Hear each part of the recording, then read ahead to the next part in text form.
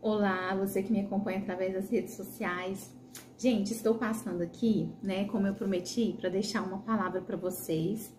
E assim, essa semana eu estava meditando muito a respeito de intimidação. Inclusive, assim, eu tô lendo um livro, né, porque todos nós temos sonhos, projetos, objetivos, né, e às vezes o que nos leva a fracassar, a deixar de avançar? Logicamente que todos os projetos que a gente tem, sonhos, é preciso colocar, né, esses projetos, esses sonhos na direção de Deus. Por quê? Porque Deus conhece o futuro e a nossa visão muitas vezes é limitada.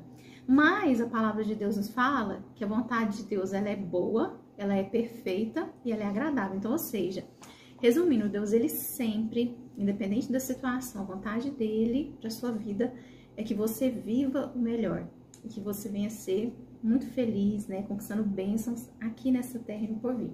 Gente, mas para falar mais sobre intimidação, eu quero deixar para vocês uma passagem que está lá no livro de 2 Timóteo, capítulo 1, verso 7, que nos fala um pouco mais sobre esse assunto, né?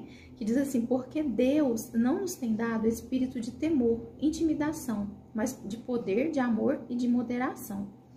Quando a gente fala de intimidação, e as pessoas elas estão, vamos dizer assim, sendo intimidadas, o que a intimidação ela faz? Ela impede que você venha exercer seu dom, que você venha colocar em ação o seu melhor potencial, que você venha correr atrás dos seus sonhos.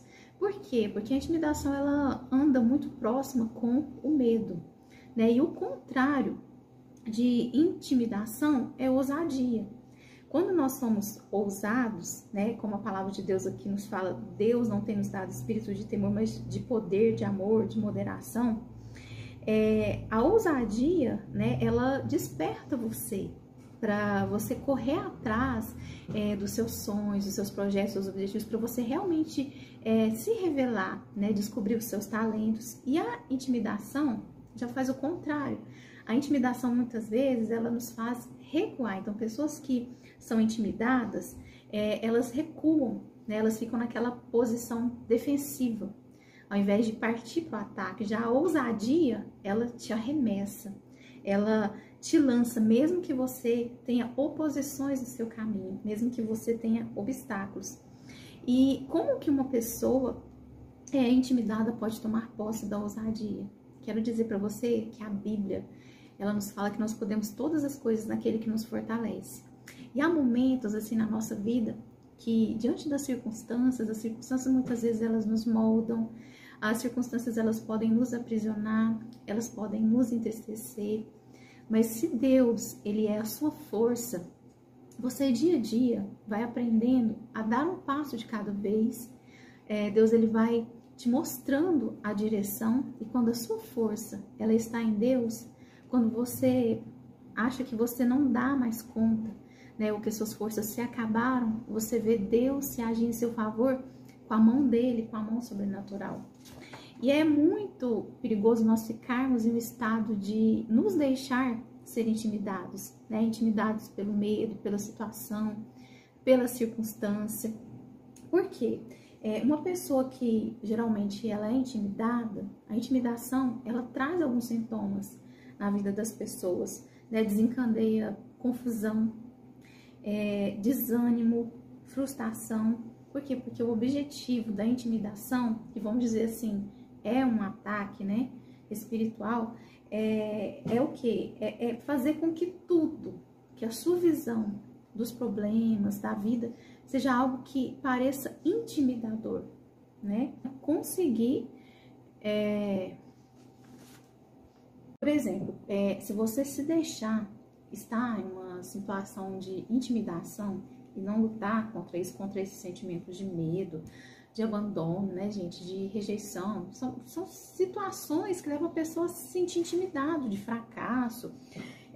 O espírito de intimidação desencadeia, por exemplo, confusão. A pessoa fica muito confusa, muito desanimada, frustrada. E o seu objetivo é fazer o quê? Com que você venha olhar a situação, olhar os problemas, mas sem nenhuma perspectiva apropriada. Ou seja, tudo que você olha para todos os lados parece que é uma situação avassaladora, impossível de se resolver. E resumindo, a falta de esperança. Mas eu quero te dizer que há sim esperança. independente da situação que você esteja vivendo. Então, se apegue àquilo que há esperança, que traz esperança para você. A palavra de Deus, ela nos traz várias promessas e nos traz também vários exemplos. E eu queria deixar para vocês aqui um exemplo também de alguém que foi intimidado, mas que pela fé ele venceu os desafios, ele venceu o gigante. Vocês já sabem de quem que eu tô falando, né, gente? Eu tô falando do rei Davi, é isso mesmo. Lá em Salmo, capítulo 27, no verso 1, Davi, ele traz uma passagem muito interessante para nós, porque ele diz assim: o Senhor é a fortaleza da minha vida, a quem eu temerei? Então ele fez uma afirmação muito profunda, né? Ele falou assim: olha, eu não vou temer o mal, não vou temer aquilo que me possa acontecer, eu não vou temer a circunstância, porque o Senhor é a fortaleza da minha vida, né? Ele contou que o segredo de todas as vitórias dele. Então, queridos, né? Davi, ele não apenas declarou com ousadia, mas ele declarou também com confiança. Por quê? Porque ele conhecia a Deus. Ele já tinha tido várias experiências com Deus. Então eu quero incentivar você nessa tarde, né? A você buscar intimidade com Deus, a você buscar conhecer a Deus. Porque nos momentos difíceis que você se sente intimidado diante das situações, diante do medo, diante dos problemas ou até mesmo de ameaças, você vai aprender a buscar a sua força em Deus, a ser fortalecido pelo Senhor. E Davi, ele vivia uma situação que ele era o 8º filho de Jessé, seu pai, e ele tinha 3 irmãos mais velhos, que a palavra de Deus nos fala que eles serviam, né, ao rei Saul, eles eram do exército. E a palavra de Deus nos conta uma passagem que os filisteus, eles haviam reunido o seu exército contra Israel, né, diariamente, e ali eles tinham colocado o campeão deles à disposição, que era o gigante Golias, que desafiava os soldados israelitas todos os dias, né? 1 Samuel capítulo 17, verso 8 ao 9, diz assim: escolhei dentre vós um homem que desça contra mim. Se ele puder pelejar comigo e me ferir, seremos vossos servos. Porém, se eu o vencer e o ferir, então sereis nossos servos e nos servireis. Então, de um modo geral, os israelitas, eles poderiam ter considerado a opção de guerrear contra aquele gigante que estava afrontando não só o reinado de Israel, mas também ao próprio Deus, né? E assim, só que Golias, ele era intimidador pelas características que ele tinha.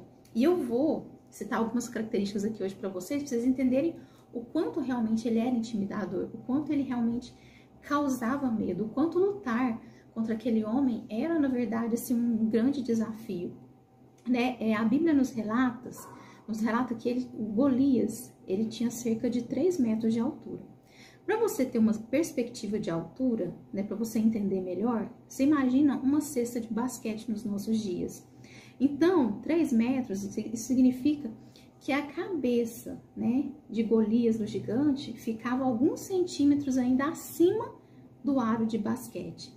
E ele não era apenas grande, mas ele também era um grande guerreiro experiente, né? Há relatos de que a ponta da sua lança, sozinha, só a lança dele, ela passava de 6,8 kg. O peso combinado da armadura dele, lança e escudo, era estimado em 90 quilos, né? Só as armaduras, os utensílios que ele usava para a guerra. Então, provavelmente, né, tudo isso, só as armaduras dele pesavam mais do que Davi ele pesava na época, porque Davi ele era um jovem, ele era um adolescente. Então, a gente pode falar que ele era um gigante intimidador, né? E a Bíblia diz que, ouvindo Saul, o rei, todo Israel, essas palavras, o que eles fizeram? Eles se espantaram, eles temeram muito, eles recuaram. Mas Davi, que Deus já tinha um propósito na vida dele, ele já tinha inclusive sido, né, ungido para ser rei, mas ele ainda não era rei naquele momento. A Bíblia fala que ele pastoreava ovelhas, só que ele já tinha enfrentado grandes desafios na sua vida, né? Quando Davi ele pastoreava o seu pai, uma certa vez, né, a palavra de Deus nos fala que ele venceu um urso, ele venceu um leão. Ali não tinha ninguém para defender as ovelhas, ele estava sozinho, apenas ele e Deus. Então, quando Davi ele olhou para Golias, né, ele não olhou ali o tamanho do gigante, mas ele se lembrou do Deus que o havia defendido em outras situações, né? Então, eu imagino assim que quando Davi viu seus irmãos mais velhos, que eram soldados, o próprio rei, o exército acuado daquele jeito, Acredito que ele lembrou das experiências que ele teve com Deus, como também as experiências que Israel já havia tido, né? E o primeiro pensamento que ele teve naquela reação, né? Será que eles não estavam pensando no tamanho de Deus? E a palavra de Deus nos fala que Davi, ele foi, né, contra aquele gigante, não com armas, vamos dizer assim, que na época seriam, vamos dizer assim, poderosas, né? Mas ele pegou uma funda, ele pegou algumas pedrinhas no riacho, e através daquela funda, aquelas pedrinhas, o instrumento que Deus deu para ele vencer aquele gigante, quando o gigante veio contra ele, apesar de estar todo armado, Davi, ele lançou as pedrinhas, né, na funda. Então aquelas pedrinhas pegaram bem na fronte de Golias, ele acabou desmaiando, e ali ele acabou vencendo aquele gigante. Davi, ele escolheu ficar do lado de Deus, quebrando o poder da intimidação lançado contra ele. Então, o que eu quero dizer para você? Que nós temos que tomar a decisão de avançar, né? O que a palavra de Deus nos ensina é que aquele que serve a Cristo, aquele que serve a Deus, nós não podemos olhar para trás. E eu sei que às vezes você viveu situações que o seu passado te intimida. Às vezes o seu passado te impede de avançar, porque você sente o peso da culpa. Ou talvez no seu passado, o que mais tem sido difícil para você são os fracassos. Né? Algum momento que você, sendo um soldado, você perdeu a batalha e você desanimou. E veio um sentimento de desesperança no seu coração. Mas nessa tarde eu gostaria de convidar você a se levantar, né? E a fazer como o rei Davi, que disse: o Senhor, Ele é a minha força, Ele é a minha fortaleza. Que você aproveite esse tempo para buscar mais a Deus, para conhecê-lo, e saiba que não importa qual seja o tamanho da tempestade que você esteja enfrentando, se Deus ele estiver no barco da sua vida, você com certeza você vai vencer. E para finalizar, eu quero deixar aqui um exemplo das árvores, né? As árvores, às vezes a gente olha para elas e assim, a gente não imagina quão forte elas são. Mas quando vem uma tempestade, é aí que você prova verdadeiramente a força da árvore. Porque quando vem a tempestade, né, que às vezes vem o vento, você começa a notar a força das suas raízes. Porque são as raízes que fazem com que a árvore ela não venha cair, que ela venha permanecer firme mesmo em meio às tempestades, em meio aos fortes ventos. E eu quero dizer para você que a nossa raiz, o nosso alicerce, a nossa base é a nossa fé. Então tenha fé em Deus, tenha fé na vida, acredite no melhor, né? Busque se cercar daquilo que te traz esperança, se cerque da sua família, se cerque dos seus amigos. Leia bons livros que possam te inspirar, né, a corrigir seus erros, a olhar os seus fracassos com um outro ângulo, uma outra visão, como uma preparação. Sabe o que eu costumo dizer, gente? Que na vida nós temos que saber que em alguns momentos nós vamos receber os nãos. E como é difícil, né? Às vezes receber um não. A gente às vezes quer tanto um sim. A gente às vezes quer tanto um sim em tantas áreas da nossa vida, em tantas situações que nós buscamos resposta. Mas eu quero te dizer que nada é em vão na sua vida. Se a sua vida ela está entregue para Deus, se você verdadeiramente confia. Porque a palavra de Deus nos fala que todas as coisas contribuem para o bem daqueles que amam a Deus e são chamados para o seu propósito. Então, encare os nãos como uma preparação de Deus para a sua vida, um processo para que você venha viver algo melhor. Gente, essa é a palavra que eu queria deixar para vocês, que vocês não se deixem intimidar, mas que você avance acima do medo, acima dos problemas, avance na fé e seja ousado, que com certeza, na direção de Deus, você vai viver grandes coisas aqui nessa terra.